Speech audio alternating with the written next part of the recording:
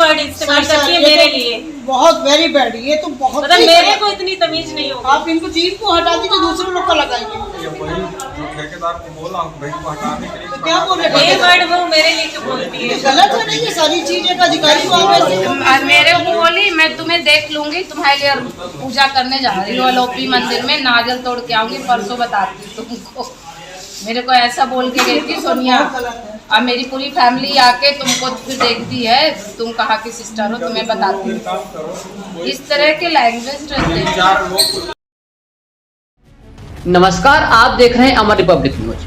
आज आपको एक बार फिर नवीन मऊगंज जिला की ओर लिए चलते हैं, जहां आप देखेंगे कि सामुदायिक स्वास्थ्य केंद्र से सिविल अस्पताल का दर्जा मिलने के बाद वहां की व्यवस्था कैसी है।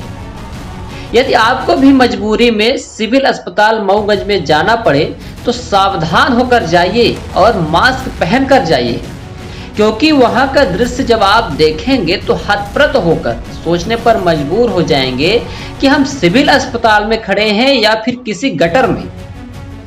दुखद पहलू यह है कि इस व्यवस्था के जिम्मेदार आखिर कौन। तो आइए सबसे पहले उनके बारे में बात की जाए जिन्होंने यह व्यवस्था निर्मित की है। बड़े विख्यात पुरुष पूरे प्रदेश तक में जिनका नाम है, सीधी चश्मा कांड के जनक रीवा के पूर्व CMHO BL मिश्रा जी, जिनको CMHO की कुर्सी का इतना मोह है कि लगातार कई बार पद से हटाए जाने के बाद भी राजनेताओं से संपर्क बनाकर फिर से इस कुर्सी पर काबिज हो जाते हैं। सूत्रों से मिली जानकारी के अनुसार कुछ महीने पूर्व अपने करीबियों को लाभ दिलाने के लिए सफाई व्यवस्था के लिए टेंडर प्रक्रिया निकाल दी और टेंडर में अपने उन्हीं करीबियों को सफाई व्यवस्था की जिम्मेदारी दी जो उनकी सेवा में 24 घंटे इर्द गिर्द मंडराते रहते हैं। तो अब आप ही सोचिए कि जब ठेकेदार महोदय रीवा में रहकर सिविल अस्पताल मऊगंज की सफाई व्यवस्था देखेंगे तो वह व्यवस्था तो होना लाजिम है।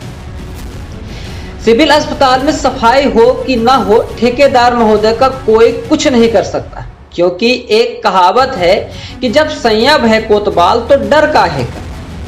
तो आइए अब अंत में आपकी खिदमत में पेश है सिविल अस्पताल में पदस्थ कर्मचारियों का वक्तव्य।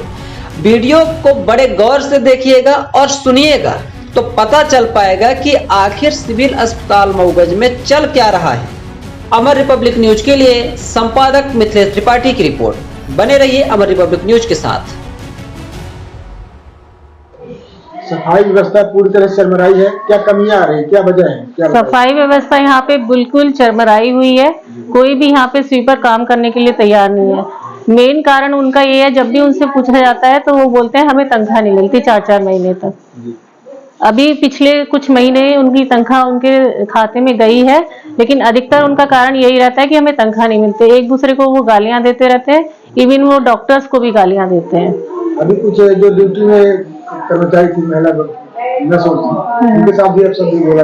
हाँ, सबसे बोलते हैं वो। और मेरे चैम्बर में कुछ सफाई दिखती है तो मैं चैम्बर में खुद आके झाड़ू पोछा रखा है, खुद आके सबसे पहले आके झाड़ू पोछा करती हूँ मैं।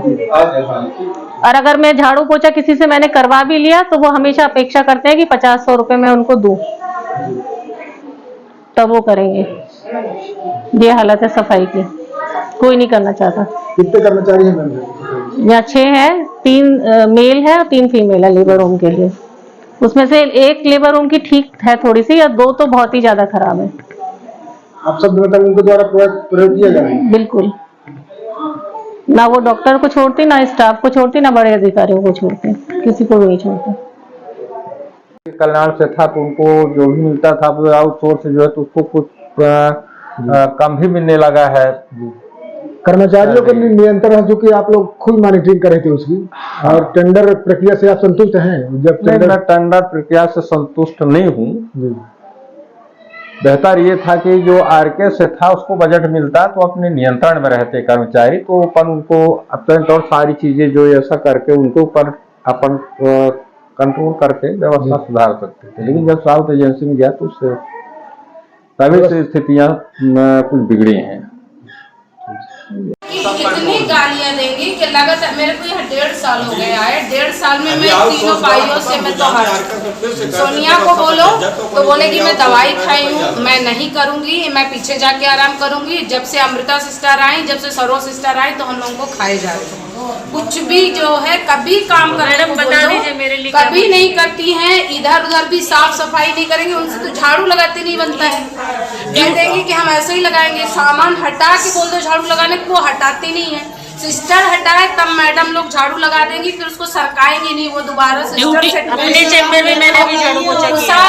ड्यूटी रूम में मैडम हमेशा अपने झाड़ू लगाती हैं, अभी आज लगाई रोज लगाती है मैडम अपने चैम्बर में मैंने आके अभी झाड़ू पोछा किया है। अपने से क्या नाम होगा? मेरा आस्था गुप्ता नाम है। तो यहाँ किस पद पर है? मैं एज ए नर्सिंग ऑफिसर के पद पर पोस्ट हूँ। सफाई में सब लेकर कुछ अच्छा भी बोला जाता है। हाँ, मैं 1 हफ्ते से नाइट ड्यूटी यहाँ कर रही हूँ। कोई सफाई कुछ नहीं रहती, वार्ड में भी पूरा गंदा रहता है। यहाँ नर्सिंग स्टाफ का जो रूम है वहाँ पूरा गंदा रहेगा, यहाँ तक कि पूरा वॉशरूम सब कुछ गंदा रहता है। यहाँ जो भी इस टाइम पे जो भी स्वीपर जिसकी ड्यूटी लगी है वो डेली ड्रिंक करके आता है। कल मैंने उसको बोला सफाई के लिए तो उल्टा मेरे को ही गाली गलौज देने लगा था। यहाँ जो जिनका टेंडर है वो कभी आते हैं? नहीं, हमें तो कभी नहीं मिले। और शायद रीवा में है, और कभी यहाँ पर आए निरीक्षक, उनकी कोई मॉनिटरिंग कर रहा है सफाई कर्मचारी? कोई कुछ नहीं हो रहा है। नहीं। आपके साथ लगातार? हाँ, मैं 1 हफ्ते से डेली ड्यूटी कर रही हूँ। आज 6वां दिन रहेगा, लेकिन 5 दिन तक कोई सफाई नहीं हुई थी। हाँ,